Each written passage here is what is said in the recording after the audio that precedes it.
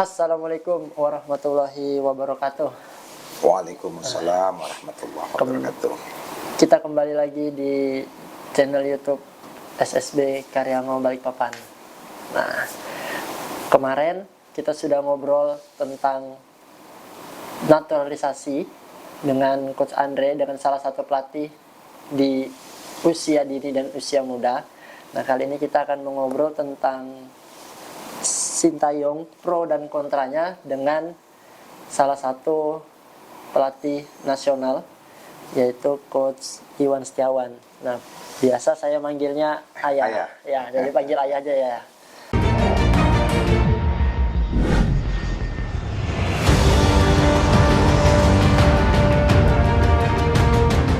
Assalamualaikum warahmatullahi wabarakatuh. Salam sejahtera buat kita semua. Ya. Siap. Ya, kita cerita sedikit-sedikit tentang pro dan kontra Sintayong dalam melatih timnas Indonesia. Ya. Ya, menurut pandangan Ayah sendiri terhadap dinamika yang ada di Indonesia, ya khususnya kalau kita kan pelatih di usia muda, di usia dini kan, tentu juga ada yang pro dan kontra dengan Sintayong. Nah, kalau tanggapan Ayah sendiri sebagai pelatih nasional itu seperti apa ya? Seperti apa? Iya. Ya. Memang saat ini udah cukup viral ya, berita viral di mana-mana soal pro kontra tentang perpanjangan kontrak Sintayong. Apakah beliau layak untuk diperpanjang? Apakah kontraknya layak juga untuk tidak diperpanjang? Ya. Tapi dalam hal ini, kalau saya pribadi, Panji, di sini saya begitu kemarin kalian hubungin saya coba membuat catatan-catatan apa yang sudah dilakukan oleh Coach Sintayong terhadap perkembangan sepak bola Indonesia.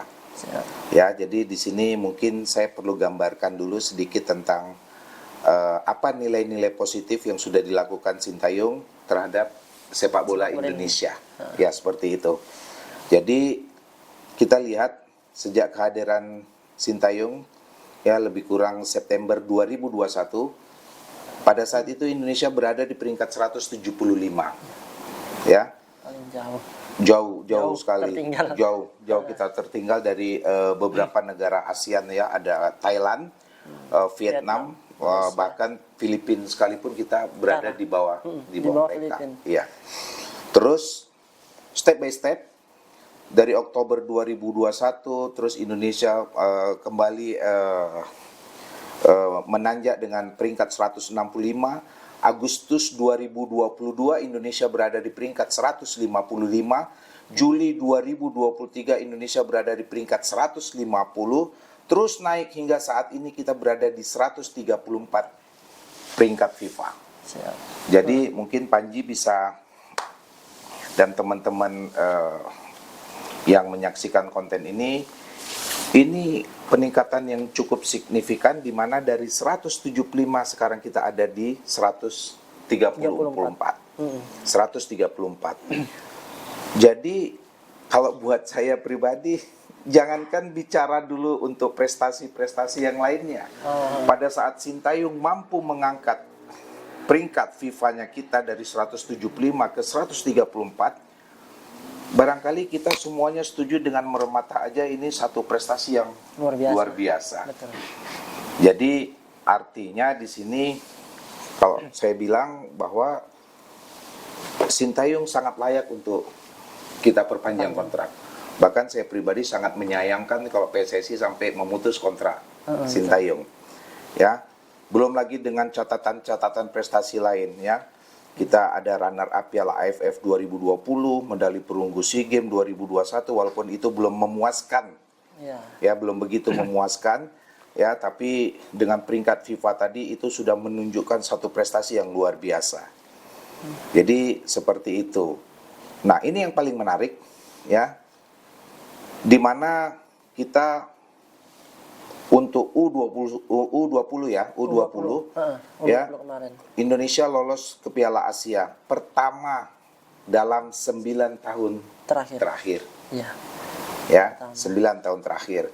Terus lolos Piala Asia Senior. Ya. Pertama dalam 18 tahun. Terus lolos Piala Asia U23 2024, kita masuk 4 besar semifinal. Pertama dalam sejarah sepak bola Indonesia. Masuk semifinal. Ya, bahkan kita sayang sedikit, kita mestinya kemarin kita lolos di Olimpiade. Harusnya ya, sih tapi cuman semuanya kita juga pasti setuju. Ya, dengan cerita-cerita bagaimana ada partai-partai yang dilakoni tim nasional kita boleh dibilang tidak jujur. Ya, kita pasti sepakat itu, bukan artinya di sini kita mencari kambing hitam, tapi ini real. Ini real nyata. Ya. Bahkan dunia juga mengakui soal kesalahan-kesalahan yang dilakukan oleh wasit dalam pertandingan kita melawan Irak, Uzbekistan, bahkan yang terakhir kemarin lawan Guinea. Ya. Jadi mestinya kita bisa lolos Olimpiade. Jadi dengan pro kontra soal perpanjangan kontrak Sintayong, saya kira kalau saya pribadi Sintayong sangat layak untuk kita perpanjang kontraknya. Jadi seperti itu, Panji. Ya. Nah, kalau dari Ayah sendiri, bagaimana kansnya dari pemain-pemain lokal? Kan lebih banyak kemarin di Piala Asia kemarin. Pemain naturalisasi lebih dominan ya. Ini kembali menarik buat saya. Pada saat saya nggak tahu ya apakah kita bilang orang-orang yang menilai subjektif atau bagaimana, tapi yang jelas pada saat tim nasional kita dihuni oleh banyak pemain naturalisasi, yang notabene-nya itu adalah yang dilegalkan oleh FIFA. Jadi sebenarnya itu sesuatu yang tidak perlu kita permasalahkan. Jadi siapapun yang bisa bermain di tim nasional Indonesia itu adalah tidak masalah. Karena bukan hanya Indonesia, kita tahu mungkin pemain saat tim nasional Jerman juara Piala Dunia dengan banyak pemain yang naturalisasi, bukan orang Jerman asli. Gitu juga dengan Prancis. Juara Piala Dunia dengan pemain-pemain yang dari Afrika banyak di situ. Ya, jadi artinya sebenarnya kita tidak perlu mempermasalahkan apakah ini pemain Indonesia asli atau naturalisasi. Nah, apalagi yang kita tahu bahwa pemain-pemain yang main di tim nasionalnya kita itu adalah memang pemain-pemain yang asli keturunan Indonesia. Ya, asli. Ya. Ada bahkan yang orang tuanya langsung orang Indonesia, ada yang kakeknya, neneknya, jadi memang punya titisan darah Indonesia. Nah, cuman memang saya juga setuju dalam hal ini, selain pemain-pemain naturalisasi yang bermain di tim nasional, ini adalah tugas kita semua, dalam hal ini federasi, ya, atau pelatih-pelatih yang punya klasifikasi di atas, untuk membantu meningkatkan kualitas pemain-pemain lokalnya kita. Jadi bisa mengikuti. Tim nasional kita berkembang dengan pemain naturalisasi, sementara kita juga harus bekerja keras membangun pemain-pemain lokal supaya bisa mengikuti pemain-pemain yang ada di level tim nasional. Jadi seperti itu. Nah, ya, kan kita kan sebagai pelatih di daerah ini ya kan ya.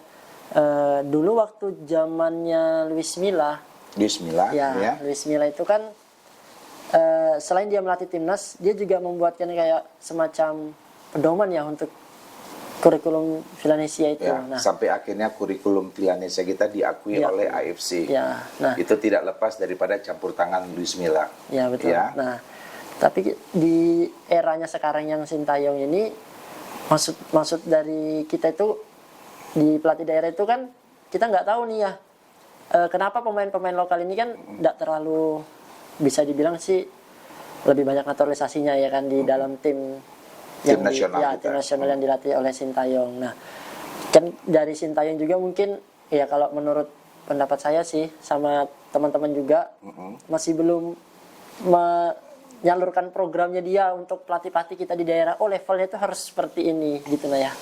Itu gimana itu? Saya setuju. Barangkali itu yang perlu dikembangkan ya. Iya. Tapi dalam hal ini sebenarnya tugas daripada bidang teknik PSSI ya untuk mengadakan pembicaraan atau buat satu perjanjian kontrak. Salah satu poin di kontraknya Sintayong bahwa selain dia bekerja di tim nasional, dia juga harus secara global ya, dia juga harus membantu perkembangan sepak bola Indonesia dengan mensosialisasikan ya filosofi apa yang dia bangun di tim nasional. Jadi sehingga ini bukan hanya dirasakan oleh tim nasional itu sendiri, tapi semua unsur lapisan dari seluruh masyarakat sepak bola kita merasakan betul sentuhan dari seorang Sintayong. Apa sih yang dibuat oleh Sintayong di tim nasional? Jadi pelatih-pelatih di daerah juga tahu dengan filosofinya Sintayong. Tapi sebenarnya kalau kita mau belajar, kalau saya bilang itu juga bukan hal yang sulit, karena pada saat kita menyaksikan tim nasional bertanding, ya sebenarnya kita juga bisa belajar dari situ. Bisa belajar dari situ. Jadi kalau kalau saya pribadi melihat bahwa sebenarnya Sintayong udah membuat sesuatu yang luar biasa di sepak bola kita. Yang dirubah oleh Sintayong itu apa sih? Ya itu ya. Arhan juga tetap bermain dengan kemampuan Arhan sebelum ditanganin Sintayong, kira-kira gitu. Jadi begitu juga Rizky Ridho, semualah pemain-pemain lokalnya kita. Tapi sekarang mereka bisa growing up dan bisa bersaing untuk sepak bola negara-negara Asia yang levelnya sudah di atasnya kita. Ya, saya melihat ada sesuatu yang luar biasa dibuat oleh Sintayong adalah di mana dia sukses ya merubah mindset dan mentality pemain-pemain Indonesia. Iya, mentalnya semuanya itu naik. Luar biasa. Apalagi tadi Panji kita ada sempat ngobrol-ngobrol. Lihat Liga 1 ada beberapa pemain yang main di tim nasional. Ya. Kita bisa melihat bagaimana dia bermain di klub sama di timnas itu dengan di tim nasional sangat berbeda. Iya, perbandingannya pada jauh. saat dia sama Sintayong ini luar biasa etos kerjanya. Fight-nya. Tapi begitu dia di klub, dia kembali di setelan pabrik lah ibaratnya. Setelan pabrik. Iya. Nah, jadi sebenarnya mentality yang seperti itu yang juga harus setiap saat kita dengungkan. Jadi bukan hanya mereka bermain seperti itu di tim nasional, tapi pada saat mereka kembali ke klub, mereka juga harus menjaga mentalitas seperti halnya mereka bermain di tim nasional. Ya, jadi ada sesuatu yang luar biasa yang dirubah oleh Sintayong. Tadi saya ulangi bahwa dia bisa merubah mindset dan mental ya pemain-pemain Indonesia, mental toughness, tidak mau kalah, pantang menyerah, disiplin, kerja keras, fokus, konsentrasi. Nah, itu sekarang yang berubah di tim nasional kita. Tapi secara technical, taktikal sebenarnya nggak banyak berubah. Apa yang sudah mereka punya sebelumnya, mereka bawa itu. Ya, mereka terapkan itu juga sih. Betul kan? Betul. Ya. Tapi apa yang merubah mereka? Sekarang mereka lebih kelihatan etos kerjanya lebih dibanding mereka sebelum ditangani oleh Sintayong. Iya, soalnya selama sama Sintayong ini, dia main 90 menit itu rasanya kayak nggak ada capeknya luar gitu. Biasa, luar biasa. Ya, sempat kita tahu ada kejadian waktu yang Indonesia TC di Eropa, ada 2 pemain yang sempat pingsan mengikuti program latihan Sintayong. Tapi apa yang dikatakan oleh Sintayong, yang pingsan baru 2 orang. Ya. Dia bilang kalau misalnya yang pingsan 11 orang dari 20 pemain, mungkin saya perlu evaluasi, yang salah mungkin saya di dalam membuat program yang terlalu keras. Tapi kalau yang pingsan masih 2 orang, 18 orang masih bisa ikut, berarti yang 2 tidak bisa kerja untuk dia. Itu yang bermasalah berarti. Ya, itu yang bermasalah, ya kan? Betul. Nah, jadi memang kalau kita mau maju, memang ada hal-hal yang dimana sifatnya kita harus lebih tega untuk mengejar ketertinggalan ini, karena memang kita tertinggal udah terlalu jauh. Iya. Ini kan ya di era Sintayong ini kan bisa dikatakan itu Sintayong ini kan motong generasi ya. Motong generasi. Iya. Ya. Nah, jadi kan ya mungkin generasi yang dipotong ini ya mungkin agak ya responnya kepada Coach Sintayong ini agak miring lah ya. Ya, Nah, bisa jadi. bisa jadi bisa tuh. jadi kan. Jadi Nah. akhirnya mereka selalu berkomitmen bikin statement-statement yang minor, Betul. karena mereka tidak terakomodir dengan programnya Sintayong. Dan saya melihat itu program Sintayong, dia sengaja potong generasi itu, mungkin orientasinya adalah masalah conditioning, di mana dia melihat anak-anak muda punya kerja yang lebih dibanding pemain-pemain yang lebih senior. Lebih senior, Iya. Ini spekulasi yang patut kita beri apresiasi pada Sintayong. Dan itu mungkin juga sudah dipikirkan oleh beliau sebelum dia melatih. Sudah pasti. Sudah ya kan sebelum dia melatih timnas. Karena Iya. kan ya kondisi memang dia sebelum dia datang memang posisinya memang sangat jauh, Iya. betul 170-an. Karena semua pelatih pasti seperti itu. Pada saat dia datang ke dalam masuk ke dalam satu negara, dia belajar tentang karakteristik Iya. bangsa itu.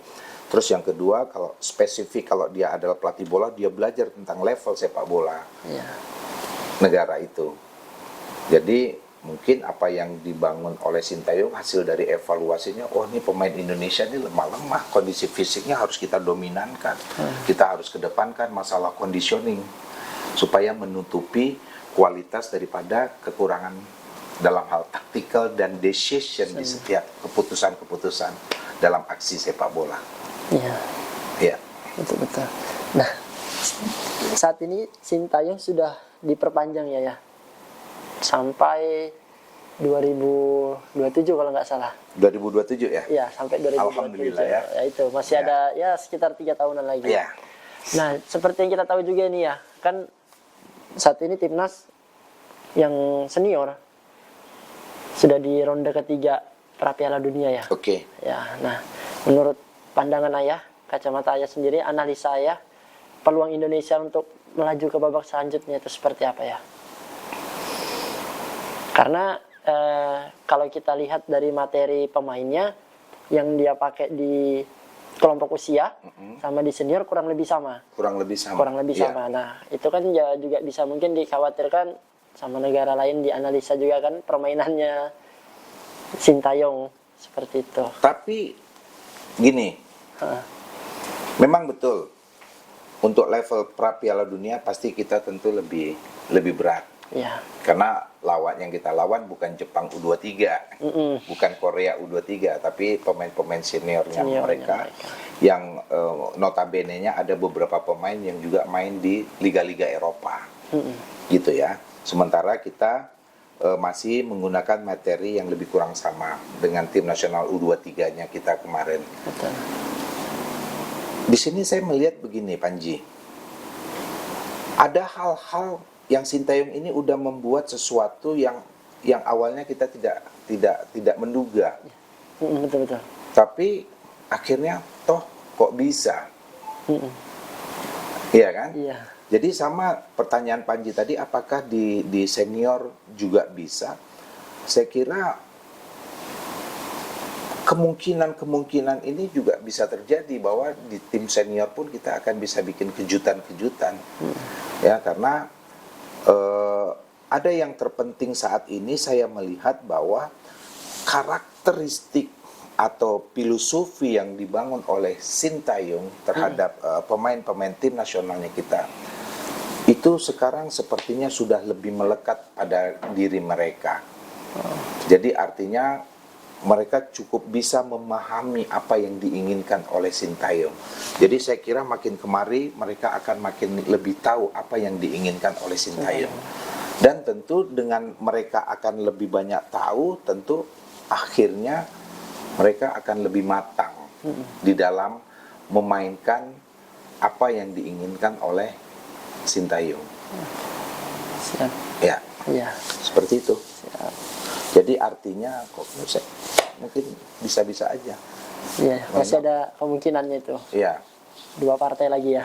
2 partai ya, partai penting ya, Partai penting ini Irak sama Vietnam ya. Filipina. Irak sama Filipina. Sama Filipina. Irak main di Dua-duanya di Bung Karno kan? Bung Karno ya. Iya, dua-duanya di Indonesia. Oke, yang kemarin kita main di Irak ya. Ya itu yang kalah kita di awal kan. Betul. Itu. Ya. Tadi ada yang tertinggal ini ya.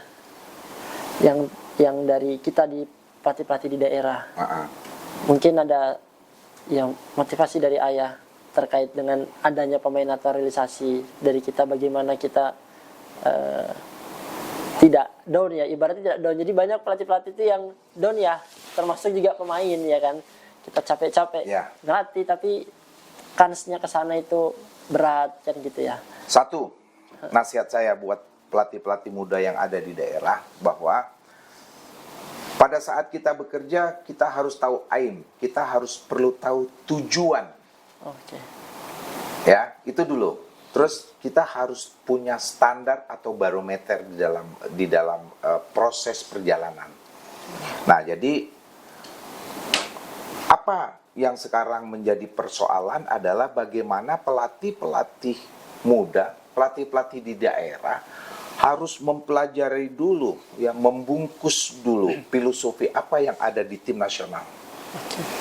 Ya, yang pada saat ini ditangani oleh Sintayong. Panji ngerti maksud saya? Ngerti. Dibungkus dulu. Apa sih barometer yang sekarang tim nasional? Oke, masalah conditioning kita pelajari levelnya. Masalah conditioning di tim nasional bagaimana? Levelnya udah sampai mana? Oke, masalah technical, tactical udah sampai kemana di tim nasional? Masalah mentality, ya, kesemuanya adalah hal-hal yang berkaitan dengan sepak bola. 4 faktor tadi, ya, masalah fisik, technical, tactical, dan mentality. Pelajari dulu. Setelah kita tahu, baru kita bungkus. Itulah yang menjadi barometer kita dalam bekerja dengan pemain-pemainnya kita. Supaya kita bisa mengangkat pemain-pemain kita sesuai dengan level yang ada di tim nasional. Jadi, nasihat saya, oke, kita duduk sama-sama. Mungkin pada saat kesempatan, termasuk saya sendiri juga insya Allah juga sangat senang kalau ada pelatih-pelatih daerah yang mengajak saya. Bagaimana sih kita membuat satu bungkusan sebagai barometer filosofi level tim nasional kita saat ini. Supaya kita bekerja dengan pemain-pemain lokal ini, kita punya tujuan, punya sasaran. Jangan kita kira, oh anak-anak didik kita udah hebat, ternyata padahal masih cukup jauh dengan level yang ada di atas. Iya. Jadi artinya kita belum sukses. Pada saat kita tahu, kita harus terus memicu setiap saat pemain-pemain kita untuk pergi lebih dekat ke level tim nasional. Seperti itu. Siap. Oke. Jadi itu untuk yang pelatih-pelatih di daerah. Kita harus tetap semangat lah intinya. Tetap semangat. Tetap semangat. Ya, dan juga ada masukan tadi dari ayah. Nah ya, sebelum ditutup ya. Ya. Nah, tadi kan kita sudah bahas. Belum tutup ya? Belum. Sebentar. Satu lagi. Ya. Jadi tadi kita sudah bahas tentang Sintayong. Nah, tanggapan ayah nih, mindset untuk mereka yang kontra dengan Sintayong ya. Memang sih rata-rata dari netizen Pro dan kontra. Pro dan kontra. Itu. Dari tadi gambaran catatan-catatan yang saya buat, sebenarnya ini udah cukup bisa membuka, ya, membuka pikiran tentang nilai-nilai positif yang udah dibuat oleh Sintayong. Selalu bilang bahasa yang cukup, kalau saya bilang bahasa yang cukup kerdil. Pada saat ada orang yang bilang menilai, kalau menurut saya adalah cukup subjektif, tidak objektif, subjektif, karena melihat dari kacamata kacamata yang sempit. Betul. Pada saat bilang, oh Sintayong belum bikin juara. Ya itu ya. Itu rata-rata yang Sintayong kontra ke nggak situ. ada gelar juara. Nggak ada gelar juaranya. Saya bingung. Juara itu apa artinya? Juara itu apakah harus mengangkat piala, habis itu dengan peringkat 1 bahwa kami adalah juara. Jadi dengan kemenangan-kemenangan kita di setiap match yang misalnya uji coba resmi FIFA, ya pertandingan resmi di bawah AFC dan FIFA, apakah itu bukan artinya juara? Ya kan, pada saat kita bisa mengalahkan negara sehebat Qatar, pada saat kita bisa mengalahkan negara seperti Saudi Arabia yang dulu jauh dari mimpi kita bisa mengalahkan mereka.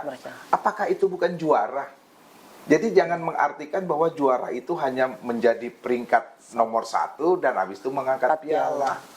Nah, apalagi kalau yang didengungkan, yang lucunya lagi saya melihat banyak orang yang menganggap bahwa dengan kita juara AFF itu udah luar biasa, kita juara SEA Games, itu kan levelnya ASEAN.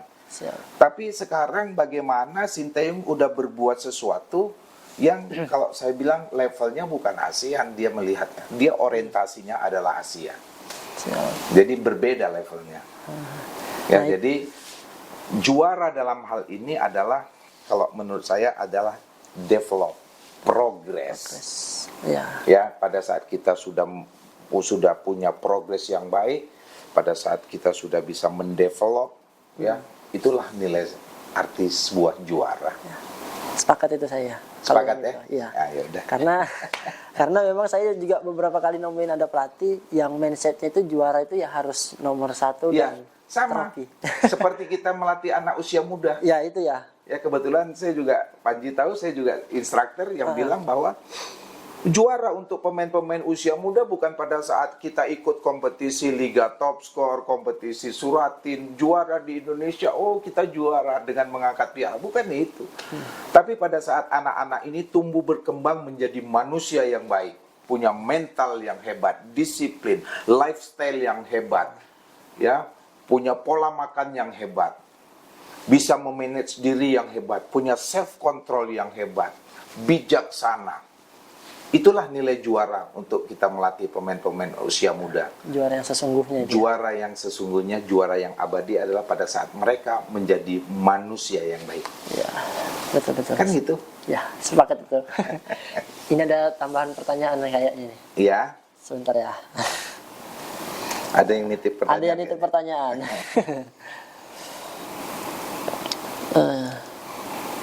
Ini, ada 2 ini ya. Yang pertama dulu ya, jadi langsung dijawab aja kan ya. Boleh. Apa pesan ayah untuk pemain usia muda saat ini? Pemain-pemain usia muda saat ini, pertama kalian harus punya mimpi. Tadi sama seperti kerja dari seorang pelatih, pada saat kita harus punya barometer di dalam bekerja dengan pemain-pemain usia muda. Begitu juga pemain-pemain. Intinya pemain-pemain usia muda kalian harus punya mimpi. Saya kepingin jadi pemain nasional. Saya jadi kepingin pemain yang bisa main di Liga Arab. Saya punya cita-cita jadi pemain yang bisa main di Eropa. Jadi mimpi itulah yang akan memotivasi kita di dalam bekerja. Pertanyaan pertama tadi sudah dijawab langsung sama ayah tentang pesan untuk para pemain muda. Nah, yang kedua ini ya, tips dari ayah agar pemain usia muda tetap konsisten dalam latihan. Karena kalau di usia muda, ya khususnya di Balikpapan sih, umur 13 tahun ke atas, itu kompetisinya itu minim ya. Iya. Jadi anak-anak itu cuma ya latihan-latihan aja. Jadi kadang ada yang menghilang karena sudah kenal motor sama pacaran. Nah itu ya, mungkin ada tips lah dari ayah untuk para pemain. 1, tadi saya bilang pertama harus punya mimpi. Ya. Sekarang orang-orang di lingkungan terkecil mereka dalam hal ini adalah keluarga. Keluarga dulu. Bagaimana keluarga mendukung secara penuh untuk mimpinya anak-anak ini. Ya, untuk mimpinya mereka. Jadi artinya pada saat anak-anak ini lengah ya, sehingga menurunkan etos kerjanya untuk mencapai mimpi tadi, lingkungan keluarga yang mengingatkan kepada mereka, awas, kau punya mimpi ini, kau tidak bisa berleha-leha, kau tidak bisa banyak main motor, kau tidak bisa banyak main gadget, karena kau bilang sama kami, kau punya mimpi yang hebat di sepak bola. Kau harus kerja, kau harus latihan, kau harus belajar, kau harus nonton TV sepak bola. Nah, jadi itulah saran saya. Jadi artinya seberapa besar tekad dari anak-anak ini untuk meraih mimpi, di situ diikuti oleh perkembangan diikuti oleh etos kerjanya mereka. Semakin hebat mereka mencanangkan mimpi tadi, semakin kuat dia di dalam etos kerjanya. Jadi yang dipertahankan tadi adalah mimpinya. Nah itu satu. Yang kedua, pertanyaan khususnya persoalan sepak bola Balikpapan. Iya. Banyak pemain-pemain usia muda, jarang kompetisi. Jadi saya kira di sini mungkin perlu ada pendekatan dari pengurus-pengurus SSB atau akademi ya untuk bisa duduk bersama ya mencanangkan satu program di mana anak-anak ini harus banyak berkompetisi. Itu kan saya kira bukan hal yang susah kali ya. Barangkali kalau kita bilang biaya mungkin kita butuh, tapi kadang-kadang dengan biaya yang tidak terlalu besar, akhirnya kita juga pasti bisa membuat event-event buat anak-anak kita ini. Jadi intinya di sini saya menghimbau lebih kepada pengurus-pengurus klub SSB atau akademi untuk duduk bersama membuat satu program ya kompetisi yang teratur. Mungkin mereka bisa bermain setiap weekend, hari Sabtu dan Minggu, dan rutin. Kalian mungkin bisa bikin, kalau nggak jauh-jauh ke Jakarta, mungkin di Balikpapan. Setelah kita juara di Balikpapan, nanti juara ini akan kita adu sama Samarinda, mungkin kita bisa adu sama Bontang, ya pergi ke daerah-daerah itu kan bagus, saya kira. Iya. Kita lanjut ke masalah SSB, boleh nggak ya? SSB boleh lah. Iya, saya yang pro kontra sudah ya kan? Masalah usia muda. Ya, masalah sepak bola usia muda ini ya. Nah, tadi kan saya bilang pemain-pemain muda itu harus punya mimpi, ya kan ya? Nah, cuman Mimpi, cita-cita. Iya. Cuman kadang itu mereka itu punya titik jenuh ya. Iya. Ya, jadi tiba-tiba menghilang. Jadi kadang kalau yang biasa kita lihat sih di sini di lokal Balikpapan, pemain itu di umur 13, 14, 15 itu kadang hilang. Nanti di usia 16 dia kembali lagi main bola. Iya. Itu kan ibaratnya sudah terlambat ya ya. Nah, mereka itu kadang jenuh, kadang mereka itu kehilangan arah, dan juga pelatih kadang ya cuek gitu kan ya. Kamu latihan kalau enggak gitu. Nah, maksudnya sikap kita itu ya sebagai pelatih itu baik itu bagaimana ya kalau kita menemukan pemain-pemain yang seperti itu gitu ya. Persoalan yang Panji sampaikan barusan ini itu bukan hanya persoalan di sepak bola Indonesia. Kebetulan saya pernah belajar di KNVB Belanda. Ini juga adalah masalah yang dibahas karena pada saat anak-anak ini pada usia pubertas, istilahnya ya, masalah pubertas, mereka akan kehilangan konsentrasi, mereka akan berusaha mengalihkan perhatian ke hal-hal yang lain. Yang sebelumnya mereka pemain bola, mereka mencoba mencari pelarian di luar sepak bola. Nah, jadi ini memang benar-benar harus kita pahami sebagai pelatih. Harus benar-benar kita pahami sebagai pelatih bahwa masa-masa ini memang pasti ada. Pasti ada. Nah, untuk itu disinilah perannya kita pelatih membangun satu komunikasi dengan parents atau orang tuanya mereka. Kita juga membangun komunikasi dengan guru-gurunya mereka di sekolah supaya mereka tidak lari daripada sepak bola. Ya, itu satu, ya, membangun komunikasi supaya setiap saat mengingatkan mereka untuk meraih mimpinya mereka. Terus yang kedua, tugasnya kita pelatih adalah saya kira membuat variasi-variasi. Apa variasinya? Misalnya tadi yang disampaikan seperti persoalan di Kalimantan Timur, bahkan di Balikpapan lah, khususnya di Balikpapan, minim sekali mereka mengikuti event atau turnamen-turnamen. Nah, ini jujur aja itu buat mereka memang jenuh. Kalau mereka hanya berlatih terus hanya uji coba, pertandingan persahabatan, ini buat mereka nggak nyaman. Jadi untuk itulah kita harus bisa akali. Mungkin kita panggil pejabat-pejabat atau pengurus atau presiden dari akademi-akademi yang lain untuk kita bikin duduk bersama. Kita bikin satu turnamen di mana mereka harus bermain setiap minggu. karena itu untuk menutupi kejenuhannya mereka. Karena kalau berlatih-latih terus mereka pasti jenuh. Ya, itu dia. Ya syukur-syukur ada SSB yang punya kemampuan sehingga bisa berangkat pergi ke sana, pergi ada turnamen. Oh di Jakarta ada turnamen, berangkat gitu kan. Sekarang kan banyak.